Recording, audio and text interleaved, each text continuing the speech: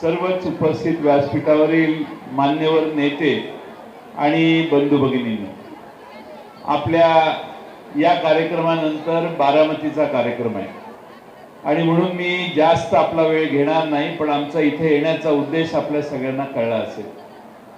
लोकसभेच्या निवडणुकांमध्ये सुप्रियाताईंच्या मागे आपण सगळे उभा राहिलात, याबद्दल आपलं हार्दिक अभिनंदन करणं महत्त्वाचं आहे। तुमच्यामुळे सुप्रियाताई पुन्हा एकदा अतिशय नेत्रदीपक विजय मिळवून दिल्लीला संसदेत गेल्या। आपल्या सगळ्यांनी त्यांना आशीर्वाद दिले आणि त्यामुळेच हे शक्य झालं। एका बाजूला वेगळं वारं चालू होतं, पण एका बहिणीला लोकसभेत निवडून जाताना किती त्रास झाला हे आपण सगळ्यांनी अनुभवलेलं आहे। तुम्ही सगळे बहादर तिच्या सुप्रियाताईंच्या मागे उभा राहिला आणि त्यामुळं सुप्रियाताईंचं यश हे आपल्या सगळ्यांना अनुभवायला मिळालं। शेवटी आपण सगळे एकत्रित राहिलो की या मतदारसंघामध्ये आपण विजयश्री खेचून आणू शकतो, हे आपण सगळ्यांनी सिद्ध केलेलं। लोकसभेच्या निवडणुकीच्या आधी लोकांना विश्वास नव्हता की मोदी साहेबांचं सरकार जाईल, पण लोकसभेत 400चा पार नारा देणारे, या देशाचा संविधान बदलण्याची भाषा करणारे, या देशातल्या वेगवेगळ्या समाजाच्या लोकांना जगताना अडचणी निर्माण करणारे, या राज्यात आणि देशात असहिष्णु वातावरण निर्माण करण्याचा प्रयत्न ज्यांनी केला, त्या सगळ्यांना खड्यासारखं भारतातल्या जनतेनं सत्तेपासून बाजूला ठेवायचा प्रयत्न केला। गाडी 240 वरच थांबली।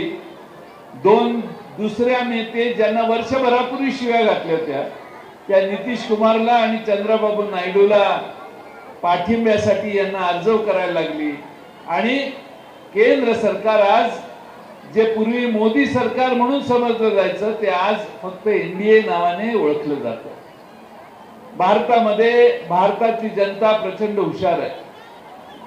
मोदी साहेबांनी, शहांनी महाराष्ट्रात येऊन शरद पवार साहेबांना आव्हान देण्याचं काम केलं आणि जेव्हा जेव्हा दिल्लीतला नेता, दिल्लीतला बादशाह ज्यावेळी महाराष्ट्रात येतो, त्यावेळी मराठी जनता काय करते हे औरंगजेबापासून मराठी जनतेनं दाखवून दिलेलं आहे। मराठी जनता कुणाला शरण जात नाही।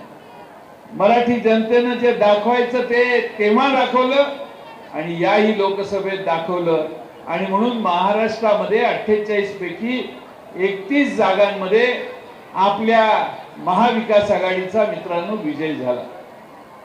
आपल्या सर्वांना लोकसभेच्या निवडणुकीच्या नंतरचं वातावरण किती मोकळं आहे हे आता अनुभवायला मिळत असेल।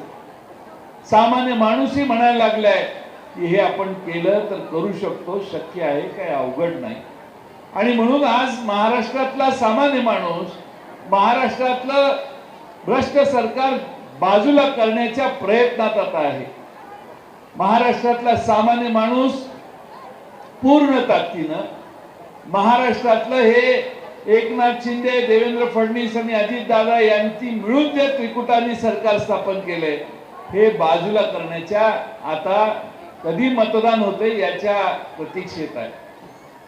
लोकसभेच्या निवडणुकीसाठी आधी जे लाडकं नव्हतं ते सगळं आता लाडकं झालेलं आहे आणि त्यामुळं क्षणभर तुम्हाला भगिनींना वाटेल की आपल्याला काय काय काय मिळायला लागेल। आपल्याला यांचं सरकारची मुदत फक्त 2 महिने शिल्लक आहे। 3-3 हजार रुपये दोनदा एखाद्या वेळी अकाउंटवर येतील। तुम्हाला माहिती आहे का, तुमच्या योजनेला काढायला यांना बजेटमध्ये हेडही काढता आलेलं नव्हतं। रात्री लक्षात आलं की काहीतरी केलं पाहिजे आणि सकाळी उठून घोषणा जाहीर केली आणि त्यामुळं जी योजना केलेली आहे ती फारशी विचारानं केलेली नाही। मी आपणा सर्वांना विश्वास देतो की उद्या महाविकास आघाडीचं सरकार येईल, त्यावेळी यांच्यापेक्षा कितीतरी पटीनं चांगली योजना आमच्या महाराष्ट्रातल्या लाडक्या भगिनींसाठी आम्ही आणून देण्याचं काम करू। भगिनींनी चिंता करण्याचं कारण नाही।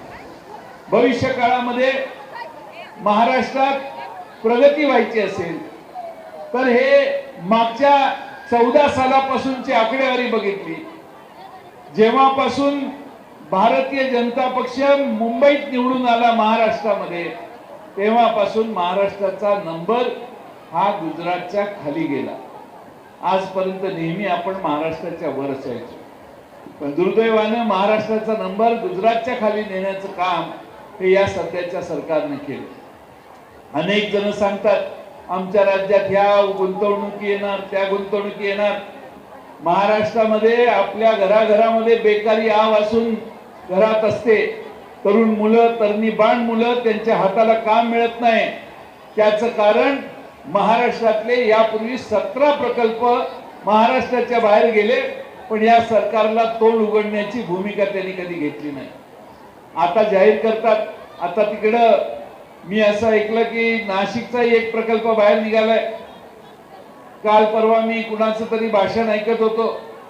ते म्हणतात 40,000 कोटी रुपयाचे 2 प्रकल्प JSW चे आमच्या राज्यात येणार आहेत. मी स्वागत करतो, पण त्याचा तपशील जाहीर करा. कुठली जमीन त्यांना दिली आहे, MOU सही झाली आहे का, तो प्रकल्प काय आहे. आता 2-2.5 महिन्यात फक्त बोलायचंच आहे आणि निघूनच जायचंय या भूमिकेत असणारे हे सरकार काहीही आपल्याला आश्वासन देईल. शेवटच्या 2-2.5 महिन्याच्या काळात सर्व प्रकारचे आश्वासन देण्याचं काम सध्याचं सरकार करतंय. आपल्या शेतीमालाची दयनीय अवस्था यांनी केली. दुधाला 5 रुपये वाढवून द्यायचं ठरलं, मिळायला लागले का? 1 जुलैला निर्णय झाला. 1 जुलैला निर्णय झाला. आज 10 ऑगस्ट आहे, अजून पैसे आलेले नाही. कांदा उत्पादकांची देखील तीच अवस्था. कांद्यावर एवढा कर लावला, निर्यात कर. JSW ने जर स्टील निर्यात केलं तर त्याच्यावर कर नाहीये, पण शेतकऱ्यांनी कांदा निर्यात केला तर 40% कर आपल्याला भरायला लावला. त्याच्यामुळं पाकिस्तानचा कांदा स्वस्तात जगभर विकला गेला. आमचा कांदा विकायला आम्हाला संधीच या सरकारने मिळून दिली नाही. असे अनेक प्रश्न आहेत. सोयाबीन आहे, कपास आहे, केळीचा प्रश्न आहे, महाराष्ट्रामध्ये संत्र्याचा प्रश्न आहे, तिकडे बिहार, त्या पश्चिम बंगालच्या पलीकडं आपला बांगलादेश. मी मोदी साहेबांची एक क्लिप परवा ऐकली. त्यांनी 2012ला भाषण केलेलं, बांग्लादेश में क्या चल रहा है इसके ऊपर इनका नियंत्रण नहीं है. अब कल की बात है, बांग्लादेश में जो हुआ वो देखते आप बैठे, आप कुछ नहीं कर पाए. आणि त्यामुळं प्रत्येक परिस्थितीची संधी यांनी त्यावेळी साधली. आमचे तत्कालीन पंतप्रधान मनमोहन सिंग काही बोलायचे नाही, सभ्यग्रस्त होते. त्यामुळं प्रत्येक विषयावर ट्विट करणं आणि प्रत्येक विषयावर बोलणं हा त्यांचा स्वभाव नव्हता. हे फारच बोलके होते आणि त्यामुळं त्यावेळी प्रचार झाला आणि आमचं देशातलं सरकार गेलं. पण आज 10 वर्षानं देशातल्या सरकारला, जनतेला आपण या दुरुस्ती केली पाहिजे असं वाटायला लागलंय. आणि म्हणून उद्याच्या काळामध्ये लोकसभेत जशी दुरुस्ती केली ती दुरुस्ती थोडीशी कमी राहील. 240 निवडून आले, 2 दुसऱ्या पक्षांना ताब्यात त्यांनी घेतलं आणि मेजॉरिटी केली. माझी आपल्याला विनंती आहे, जेवपर्यंत मुंबईचं सरकार यांच्या हातातून जात नाही तोपर्यंत खऱ्या अर्थानं भारतीय जनता पक्षाचा देशात पराभव होणार नाही. आणि म्हणून उद्याच्या विधानसभेच्या निवडणुकीत भाजपाला सत्तेतून दूर करण्यासाठी आणि दिल्लीच्या सरकारला शेवटचा धक्का मारण्यासाठी आपल्याला विधानसभेमध्ये पुन्हा एकदा तुतारी वाजवायची आहे. त्या तुतारी वाजवण्याचा आपला निर्णायक, आपला सगळ्यांचा प्रयत्न हा उद्याच्या विधानसभेत होणं गरजेचं आहे. माझी तुम्हाला विनंती आहे, अजून आम्ही उमेदवार निश्चित केलेले नाही. आपण सगळे जर एक राहिला स्टेजवरचे तर नक्की आपली सीट 100% निवडून येईल अशी आजची आमची माहिती आहे. आणि त्यामुळे तुम्ही सगळ्यांनी एक राहायचा शपथ घ्या. जो कोणी मेरिटनं निर्णय होईल त्याच्या मागे उभा राहायचं धोरण ठरवा. आपण पूर्ण ताकदीनं लढलो तर पवार साहेबांची पुण्याई आणि तुम्हा सगळ्यांचे कष्ट, प्रयत्न यातून इंदापूर विधानसभा मतदारसंघात देखील तुतारी वाजल्याशिवाय राहणार नाही. आणि त्यासाठी आपल्या सगळ्यांचा आशीर्वाद हा राष्ट्रवादी शरदचंद्र पवार पक्षाला मिळावा एवढी विनंती करतो. आपण सगळे सुज्ञ आहात, फार काही लांब जास्त बोलण्याची आवश्यकता नाही. आमच्या अमोल कोल्हेजींनी आपल्याला बऱ्यापैकी तपशील सांगितलेला आहे. आधीची सगळी भाषणं माझ्या आधीची झाली आहेत, त्यात तपशील कळलेला आहे. आपण सगळे 2-2.5 महिन्यात पूर्ण तयारीनं विधानसभा निवडणुकीच्या लढाईच्या कामाला लागा.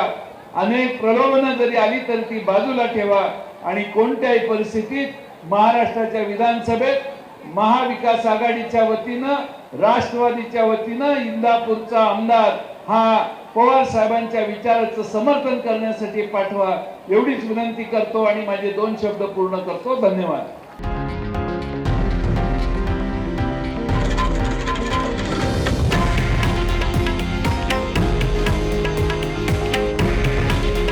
हे आहे देशातील नंबर 1 न्यूज नेटवर्क आणि आपण पाहत आहात TV9 मराठी. काळजी तुमची, हित महाराष्ट्राचं.